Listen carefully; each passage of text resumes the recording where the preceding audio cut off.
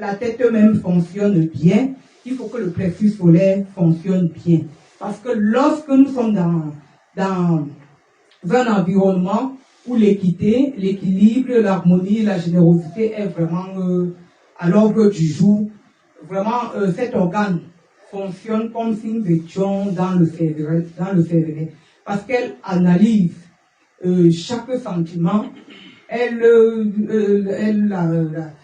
analyse toutes les données, vraiment, les sentiments sont coordonnés et analysés textuellement comme si on était dans le cerveau, rien ne lui échappe.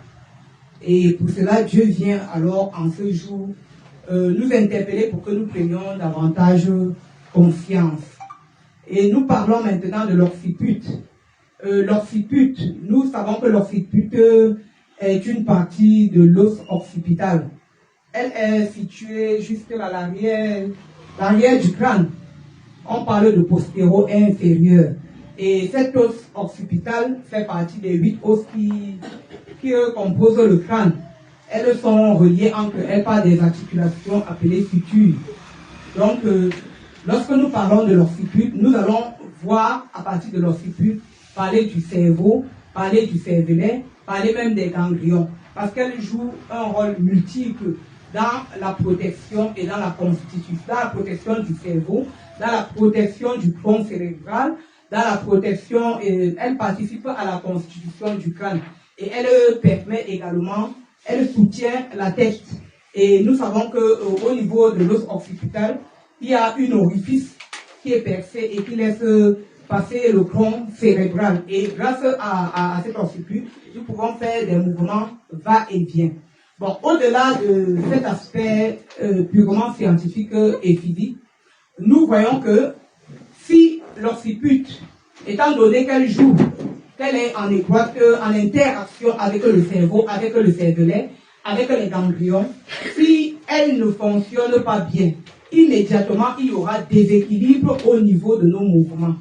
Il y aura déséquilibre au niveau de l'étirement de nos muscles. Il y aura diminution de l'étirement au niveau de nos muscles. Donc les muscles ne peuvent pas s'étirer exactement comme il le faut. Et au niveau de la coordination de nos mouvements, il y aura véritablement problème. Donc on va assister à un déséquilibre, à des troubles. Et on va constater que nos membres seront affectés. Et si déjà à partir de l'occiput, on voit puisque l'occiput n'agit pas seul, il y a le cerveau qui agit en étroite collaboration avec le cervelet ainsi que les ganglions pour que nous ayons la mobilité. Et le tout nous amène à faire quoi? À pouvoir avancer dans le positif et affirmer notre réalité telle que Dieu l'a voulu, puisque nous parlons là de la parole. Or, nous savons que quelqu'un qui est déséquilibré ne peut pas véritablement s'exprimer. Même quand il le voudra, il y aura un déséquilibre qui l'empêchera vraiment de pouvoir exprimer ses idées comme il le faut. Donc, nous comprenons donc on nous parle de ces zones d'excitation. Il faut que nous veillons à ce que ces zones d'excitation se portent bien pour que l'être puisse affirmer véritablement. On va dire c'est donc, puisque lorsque nous venons au monde, nous avons un potentiel que nous recevons du côté paternel comme maternel. Et nous voyons que pour que ce potentiel puisse véritablement s'exprimer, bien quand nous avons pris conscience, s'il y a des défaillances dans l'organisme, des organes qui ne fonctionnent pas bien, malgré nos volontés, nous n'exprimerons rien. Et nous pourrons voir ces enfants qui ont souvent les retards mentaux. Donc ces enfants ont souvent des problèmes. Vous voyez que malgré qu'ils ont un déséquilibre au niveau du déplacement, c'est comme ça que même pour articuler, pour parler, ils ont également des difficultés. Or, lorsque je me déplace aisément, lorsque mon plexus solaire fonctionne aisément, lorsque mon occiput fonctionne bien, parce que j'ai dit, lorsqu'on parle de l'occiput, regardons le grand cerveau, le petit cerveau, regardons la constitution du crâne. Lorsque toutes ces choses fonctionnent véritablement bien, l'être se sent, l'être est équilibré. Et d'autres disent même que le plexus solaire, c'est le pilier de l'être. Et n'oublions jamais que le plexus solaire est d'abord à la base émotive. Car lorsqu'elle est émotive, ça veut dire qu'elle peut facilement influencer l'âme. Donc si elle n'est pas en bonne santé, et si nous nous laissons, et elle se laisse très facilement omnibulés par des émotions négatives. Parce que lorsque nous sommes dans des émotions négatives, immédiatement, même l'âme oublie sa cadence positive et vient s'associer à ces négativités-là et directement les commandes qui passent à l'esprit ne sont véritablement pas cadrées. Donc nous devons prendre conscience pour faire tout et tout pour garder véritablement la paix, pour avoir la maîtrise face à certaines situations, parce que nous vivons toujours des situations qui nous amènent plus ou moins parfois à chuter dans des émotions négatives. Nous ne devons pas nous laisser emporter. Et quand nous voyons ces organes, quelles relations elles ont véritablement sur le plan spirituel? Pour un être qui est en harmonie, pour un être qui est en paix, pour un être qui a atteint un certain champ de confiance. Nous avons étudié longuement, l'occiput les semaines passées. On a vu que lorsque l'occiput était véritablement activé et qu'elle était pleinement redimensionnée, c'est en ce moment-là que l'être accédait à une autre dimension dans la spiritualité. C'était une porte ouverte à l'esprit qui lui permettait déjà de pouvoir entrer en communication avec le subtil. Et au-delà même du rôle du cervelet qu'on nous a dit ici dans l'équilibre, nous savons que sur le plan spirituel, c'est l'épicrote qui allait également le cervelet. Qui allait le cervelet par rapport aux pensées. Et c'est encore le cervelet qui tamise les pensées de notre être. Donc lorsque nous sommes véritablement dans l'harmonie, le cervelet est capable directement de te raviser. Quand tu dépasses déjà les bonnes, tu te dis que non, voilà ce que tu dois faire, parce que tout fonctionne bien. Donc s'il y a des anomalies, il y aura, malgré notre volonté, il y a des choses que nous ne pourrions pas faire. Et Dieu attire véritablement notre attention. Donc, que ce soit le genou qui nous permet de déplacer, tout compte fait, c'est la croissance de la croissance que nous parlons. Si nous devons grandir, il faut déjà ce mouvement, il faut ce déplacement à l'aisance. Et nous avons vu dans la réalité du Christ où on nous disait que Christ se déplaçait gracieusement il appuyait légèrement sur les talons, mais beaucoup plus sur les orteils. Et on a vu qu'en marchant de cette façon, et on dit il ne brusquait pas l'aisance des épaules. Ça agissait directement sur la digestion et au niveau de la perception. Et lorsque nous sommes rentrés dans la réflexologie, on a vu que même par sa marche, c'est-à-dire, il faisait un travail formidable qui activait déjà les sens, qui touchait déjà le cerveau, pour l'irriguer de beaucoup d'oxygène, de beaucoup d'harmonie qui permettait déjà que cela apporte un regain agréable dans le corps tout entier afin que le corps puisse véritablement exprimer, l'accompagner dans ce qu'il veut véritablement exprimer. Amen. Alléluia. Le chromosome de la chimie, situé dans le corps astral, il est excité par l'effet causal. Ceux qui vivent dans l'harmonie et le désintéressement peuvent l'obtenir. Alors, on nous parle ici du chromosome de l'alchimie. Lorsque nous comprenons l'alchimie, on voit déjà quoi? La transformation. D'aucuns parleront même de la transfiguration. Alors, on dit qu'elle est située, ce chromosome est situé dans le corps astral. Le corps astral qui est un des corps subtils. Ce corps vient après le corps éthérique. Voilà. Lorsque nous sommes dans l'harmonie, lorsque nous sommes dans des actions constructives, lorsque nous redevenons véritablement l'être du prochain, lorsque nous redevenons véritablement des êtres d'harmonie et d'amour, lui, dans l'agir, bien sûr, parce qu'on dit toujours c'est au pied du mur que l'on juge le maçon. Lorsque nos dits et nos actions vont véritablement ensemble et que nous vivons dans une paix gracieuse, elle permet ce type d'expression que nous exprimons et ce vécu que nous vivons permet que nous acquérons un rayonnement particulier au niveau de ce corps. Et on nous dit quoi encore? Qu'il est excité par l'effet causal. Lorsqu'on parle de l'effet causal, nous allons voir la loi du cause à effet. Si je sème le mal, je récolte le mal. Si je sème le bien, je récolte le bien. Par ta parole, par tes actions, tu seras condamné ou tu seras sauvé. Alors, donc, de par ma façon de faire, de par les actions que je pose au quotidien, c'est ça qui excite véritablement ce chromosome-là au niveau du corps astral. Donc, pour que ce chromosome soit, ça va dépendre de comment nous vivons, ça va dépendre de nos actions, ça va dépendre de la façon auquel nous pensons, de notre vision, de notre projection. Bref, ça va dépendre du comment nous sommes. Si nous sommes vrais, si nous sommes fidèles et obéissants, si nous sommes redevenus véritablement des êtres du prochain, ça ne se trompe pas. À partir du rayonnement de notre corps astral, on peut le définir. Amen. Amen.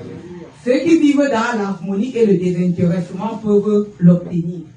Alors, est-ce qu'on peut vraiment être dans le désintéressement si nous allons parler de ce grand centre d'énergie, le plexus solaire? Mais nous devons connaître qu'avant d'y arriver sur le plexus solaire, il y a d'autres centres d'énergie. Il y a le coccyx, qui est le chakra racine. Tant qu'elle n'est pas bien structurée et bien équilibrée, je vous assure, point d'assurance. Et l'être qui manque d'assurance s'accroche toujours à quelque chose. Puisque nous avons constaté qu'il y a des personnes, même ayant beaucoup d'argent, ils ne sont jamais satisfaits. Pour eux, ils sont toujours dans la peur que l'argent la risque finir. Et par conséquent, ils sont toujours en train de protéger. Parfois, ils peuvent même dormir affamés, mais ils préfèrent qu'on dise que j'ai un compte bien garni, j'ai tel nombre de millions gardés là-bas. Tout simplement parce qu'il manque d'assurance, parce qu'il a peur. Et vous allez voir d'autres personnes qui vont se vanter, j'ai tel nombre de femmes. Voilà, j'ai tel nombre de femmes, j'ai trop des amis. Tel c'est mon ami, tel c'est ci, et ça, parce que c'est ça qui lui fait valoir. C'est à travers ces personnes qu'il a un peu, qu'il se sent un peu valorisé. Or, quelqu'un qui a véritablement une assise confortable n'a pas besoin de tout cela. Il fait confiance à la vie. Et faire confiance à la vie, c'est faire confiance à Dieu lui-même. Alors, ces personnes-là vivent l'instant présent. Et ils ne rejettent, bien qu'ils ne rejettent pas l'argent, mais l'argent ne les commande pas. Ils font la part des choses. Ces personnes savent exactement où ils vont. Et ces personnes sont des personnes qui s'affirment. Ce sont des personnes bien assises, comme on peut le dire. Donc, si nous croyons qu'on peut vraiment vivre le désintéressement, si ce chakra est déséquilibré, c'est faux. Tant qu'elle n'est pas équilibrée, tout ce que nous allons faire, il y aura d'endurement. Et je me rappelle, une fois j'ai dit, tant que tous nos organes ne sont pas activés, il y a des gens, on rencontre des personnes qui ont des organes activés en désordre. Quelqu'un peut d'abord être activé par la fontanelle, il voit beaucoup, mais quand vous allez aller dans son vécu, il y a tout un désordre, parce qu'il y a quelque chose qui ne va pas. Donc il faut rechercher pourquoi il y a quelque chose qui ne va pas, pourquoi il est attiré par ci ou par ça. Mais tant qu'on a une activation bien synchronisée et bien organisée, quand on parlera, vous allez ressembler à nos crédits.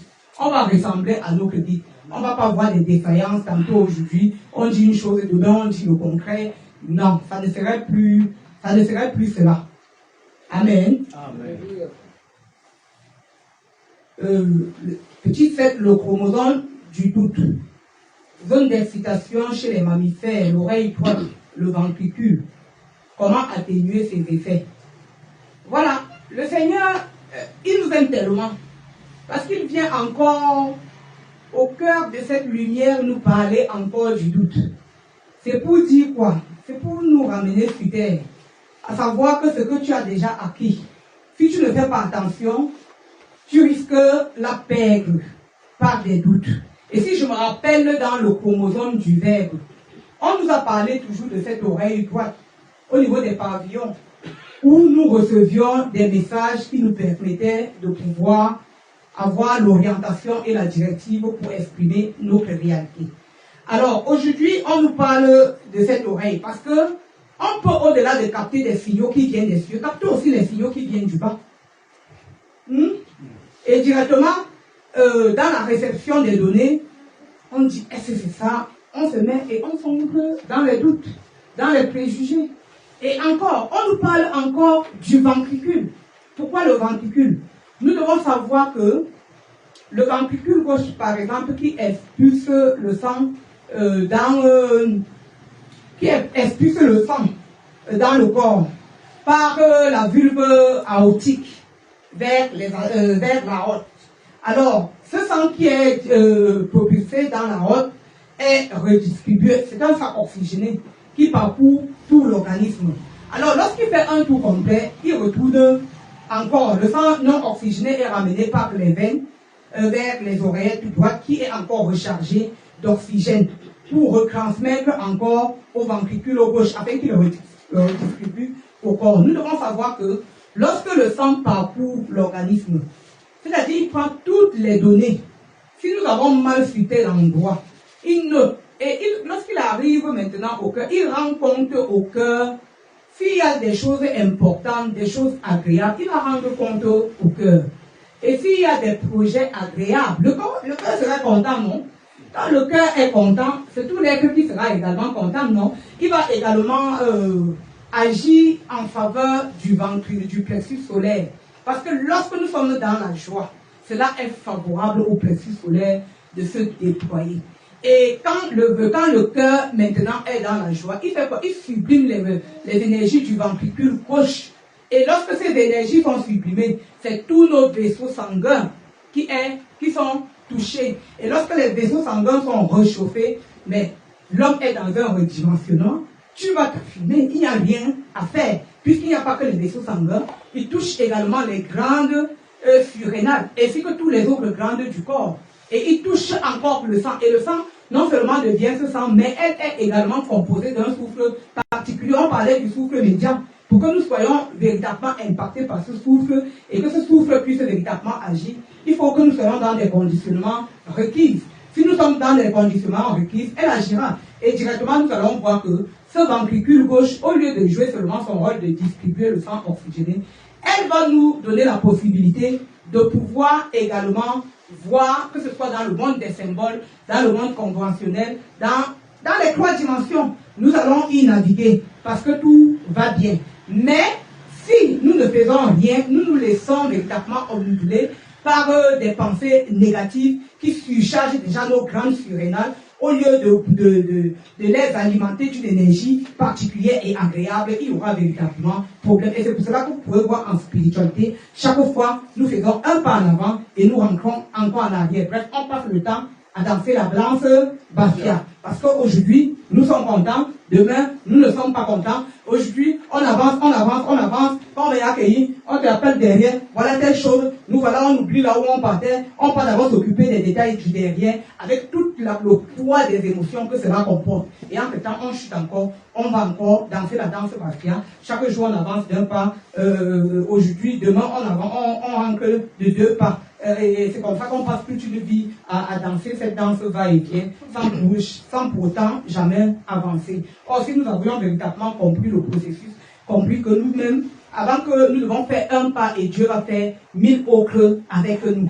Nous allons faire un pas et Dieu va faire 1000 autres avec nous. Et la semaine passée, on nous a rappelé également que nous devons manger des salades. Dieu nous a tellement aimés jusqu'à nous rappeler que ceux qui négligent même l'alimentation, sachez que l'alimentation a également quelque chose à porter à vos êtres de favorables qui vous permettra d'être dans le tonus nécessaire. Et c'est dans ce tonus nécessaire que chacun pourra, avec aisance, avec élégance, avec, je vais tout quoi, de façon convaincante, exprimer sa réalité.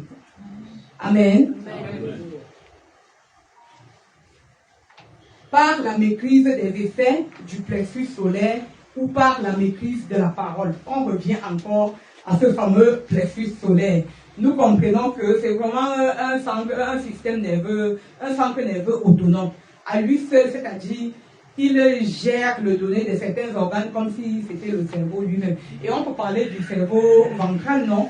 Donc, nous comprenons que si le ventre ne va pas bien, comme quelqu'un avait dit, si ton ventre va bien, ta tête ira bien. Voilà. Donc, nous devons entretenir véritablement nos organes. Et je me rappelle, on parlait dans le chromosome du verbe, on parlait des glucides, on parlait de l'estomac et on parlait de l'hippocampe. Mais nous voyons que tous ces organes-là sont alimentés par le plexus solaire.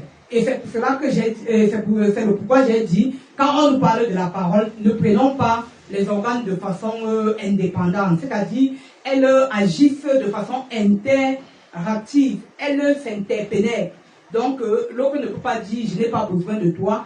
Si un seul organe avait des problèmes, c'est tout le système qui sera bloqué. Donc nous devons véritablement en prendre soin, que ce soit au niveau alimentaire, que ce soit au niveau comportemental, que ce soit au niveau de nos projections, des projections que nous avons pour la vie. Donc nous devons comprendre tout cela.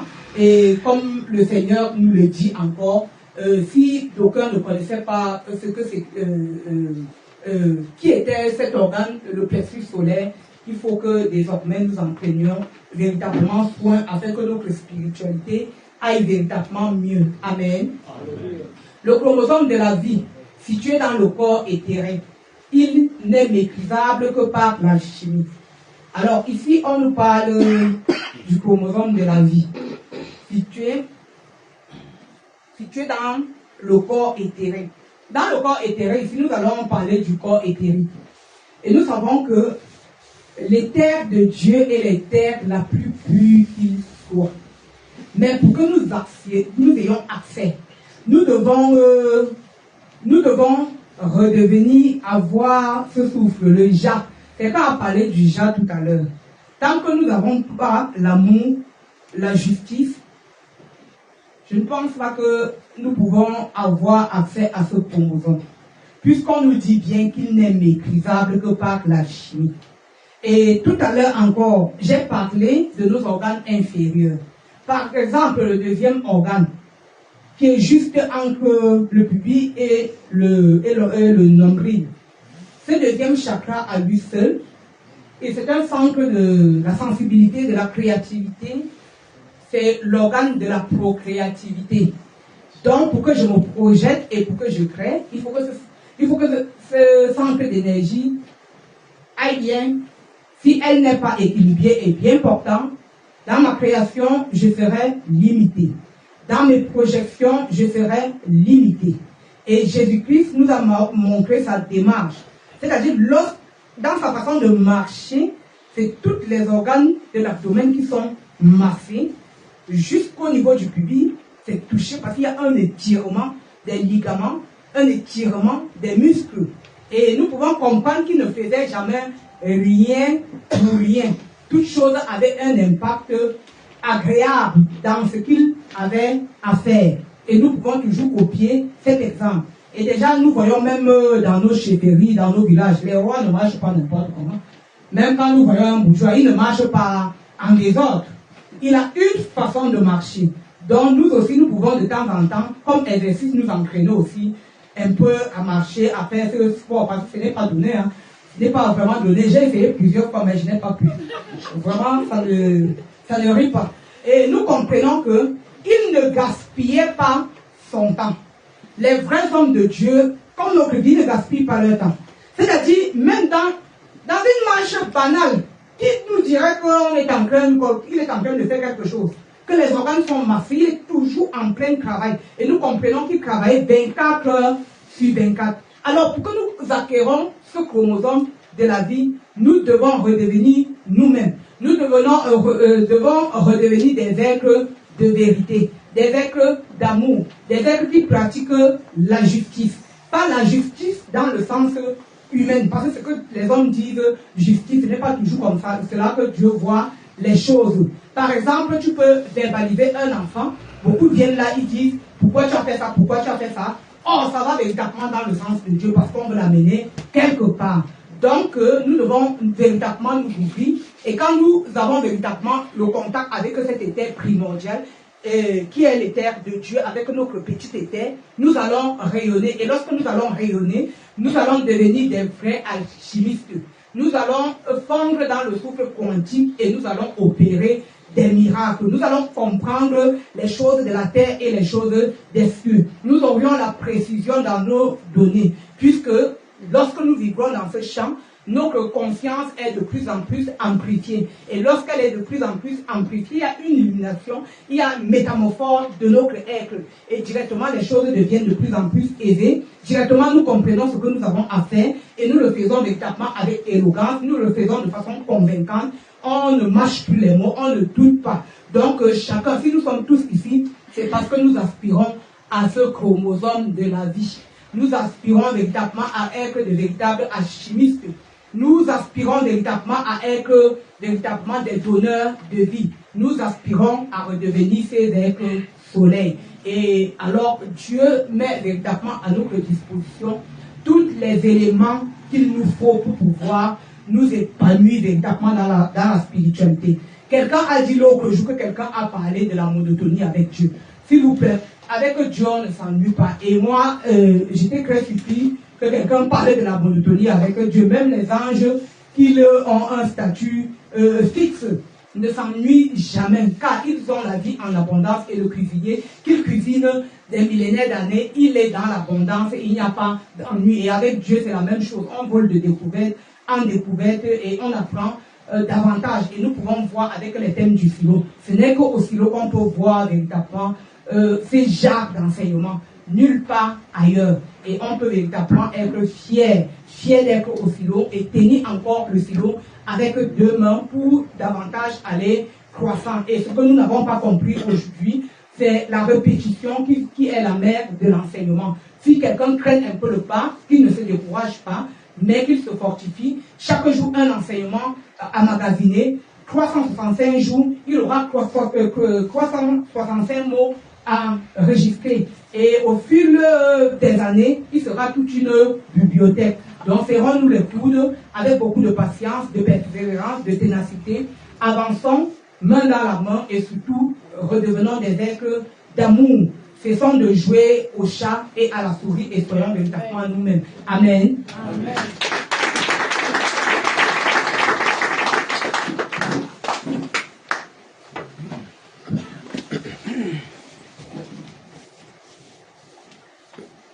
Silo, nous prions. Merci mon Dieu pour cette soirée exceptionnelle. Et j'ai bien voulu, Éternel,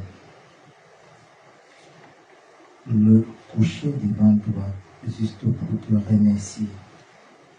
Mais tu as décidé de m'ouvrir à l'agir. Et en ce moment même, tu me conduis dans la cour où je suis né. Père, et tu me conduis vers cette calebasse, cette canarie de sorcellerie interconnectée à mon plexus, interconnectée à mon hippocampe, interconnectée à mon être. Et tu me donnes de recevoir l'implémentation des 6 rotations exceptionnelles de ta lumière. Et je me débarrasse de cette sorcellerie. Et c'est à ce moment, Père, que tu nous donnes tous de fusionner avec l'apôtre Jean-Doy et tout le silo dans cette marche vers le lever du soleil.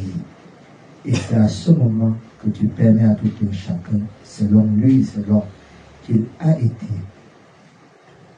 enchevêtré par le mauvais rayonnement de sa famille, de recevoir une injection exceptionnelle du souffle de ton énergie qui lui donne de broyer également, que ce soit des chênes, que ce soit des canaries, que ce soit des écorces, telles en ce moment même.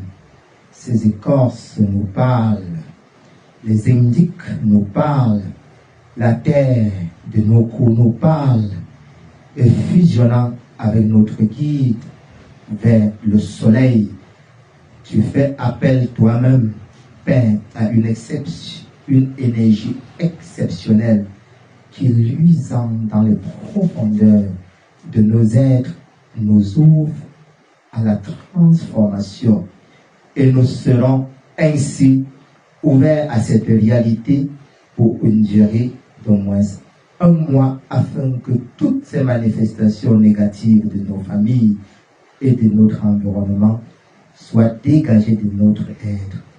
Merci mon Dieu pour cette épilation, cette ouverture exceptionnelle qui permet également que nos domiciles de Yaoundé et autres soit visité.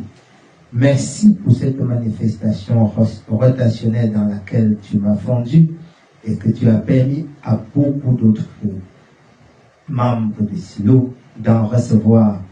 Merci, Éternel Dieu, 3 fois saint, de cette disposition qui nous donne de vivre en ce moment un écho particulier qui se dégage de la fusion de l'être de lumière, Jean d'Or, et de son bâton qui non seulement nous instruit, mais se retourne vers ce lieu sacré qui ont très souvent manifesté des colères pour permettre que des vampires et autres arrivent à accéder à notre rayonnement. Et non seulement tu détruis toutes ces mauvaises sources, mais tu permets que nous entrons dans l'élévation. Et je me prosterne devant toi, Éternel, devant ta lumière, pour te rendre grâce pour tous ces bienfaits. Merci, Amen.